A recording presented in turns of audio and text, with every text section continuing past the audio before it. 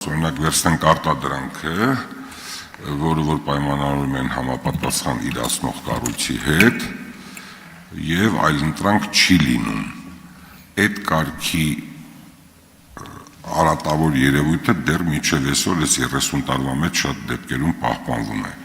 Շատ կազմակերպություններ վաճառում են մի ապրանք արտադրողի հետ պայմանավորված երկրորդ, երրորդը չլինով, այդ դեպքում սպառողը չի կարողանում ընտրություն կատարել։ Նախ առաջինը մենք պետք է դպրոցից սկսենք, որ մեր բնակչությունը, մեր քաղաքացիները գիտակցեն, որ պետք է առաջինը ընտրեն հայկականը։ Հայկականի